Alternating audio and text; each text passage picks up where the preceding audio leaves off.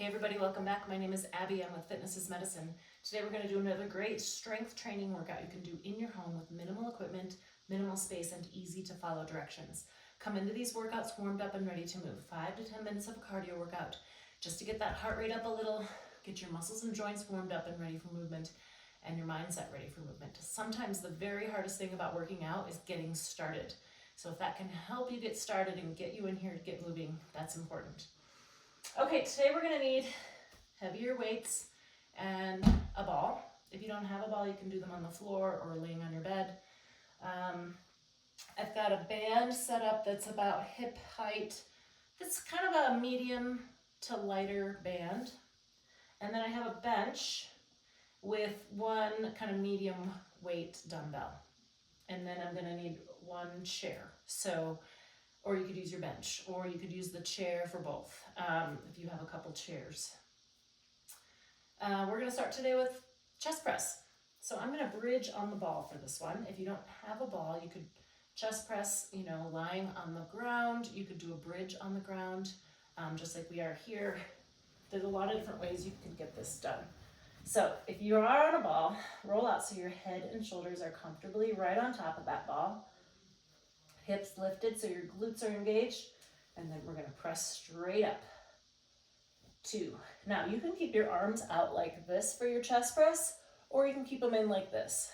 Either way, it doesn't matter really, whatever feels best on your joints, or you could try it both ways. It just works your pecs, your pectorals muscles, your chest muscles a little bit differently. I'll do the last 2 out like this. And rest. Good. Walk yourself back up. Make sure you're not lightheaded or dizzy. And then I'm going to move my weights out of my way here. And make sure my ball is out of the way. We're going to do floor to stands next. So getting up and down off the floor is a really important skill.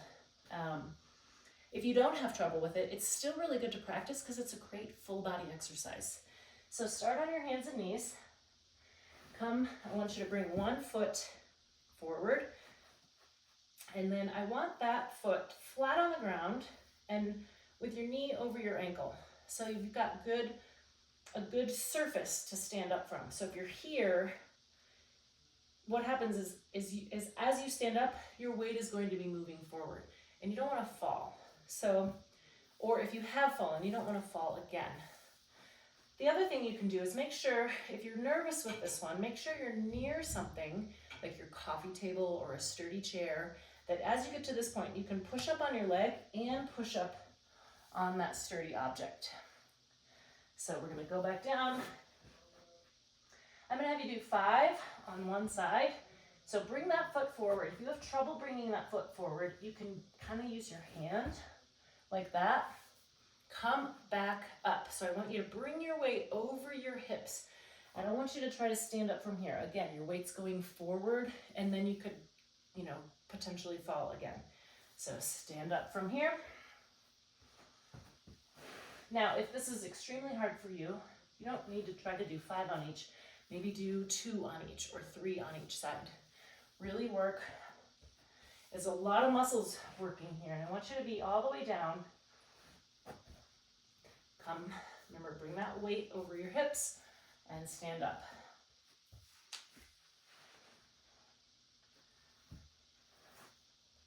Now, also, back here, you've got your toes curled under, so you're pushing off both legs.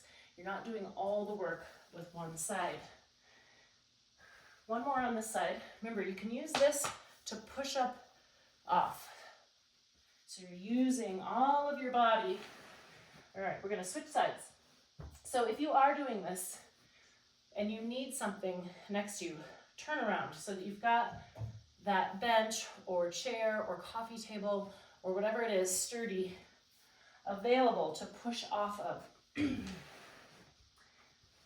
Sometimes I know that it's hard to just push off your leg. So if you've got that extra thing right here, it can give you that extra confidence and support to stand up safely. Also, if you're really nervous about doing this alone, Wait till someone is around to help you. Bring that weight back, stand up.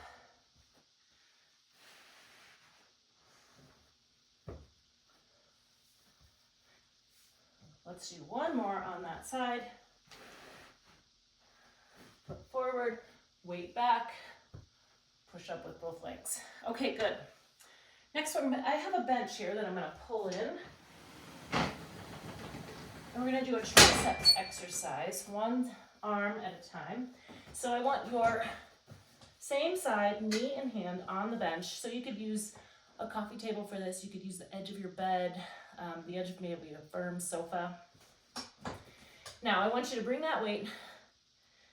You're gonna bring it up so your arm's at a 90-degree angle. You're gonna push straight back. So your elbow stays locked in that spot. And we're really focused on your triceps here. Control that weight both directions. 8, 9, and 10. Now I'm just gonna turn around. Back flat, arm at a 90-degree angle, press straight back. So you're just bending and straightening that elbow.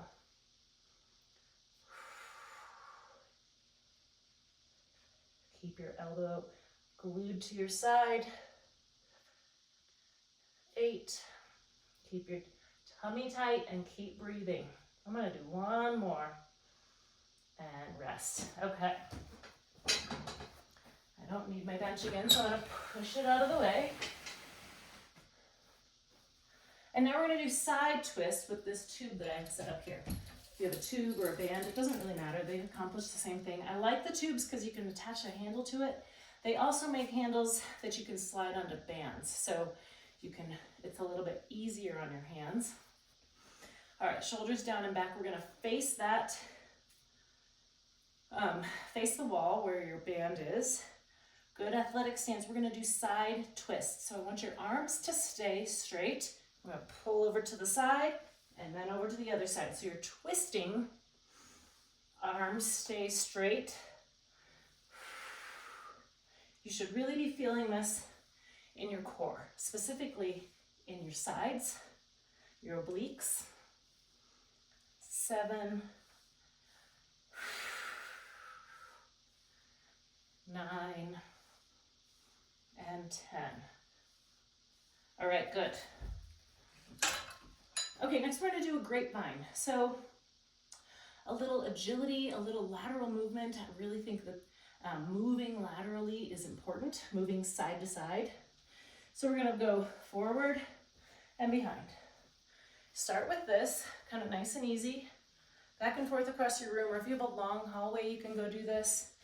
I do these outside after I'm done running every day, or even if I'm just out for a walk, because I like to get my hips, my hip flexors released and really work my glutes for hip stability and to avoid injury. Now, if you can, you could pick it up a little bit and add a little twist on your upper body. So you're getting a little more movement, a little more agility. If it's hard to, be doing the forward and behind, keep it slow until you feel more confident with it. Okay, we're gonna end with abs in a chair. So we talked about this the other day when we did abs on the ball. You can do the same thing, seated in a chair. So you can do these anywhere.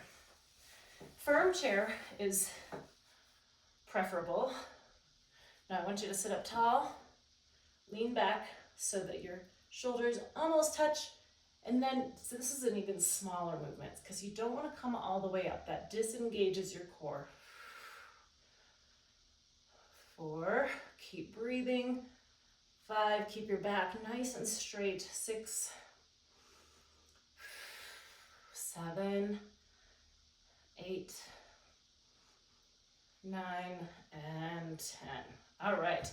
Of course, you can do more. If you can't quite get to 10, that's okay. Try to work up to it.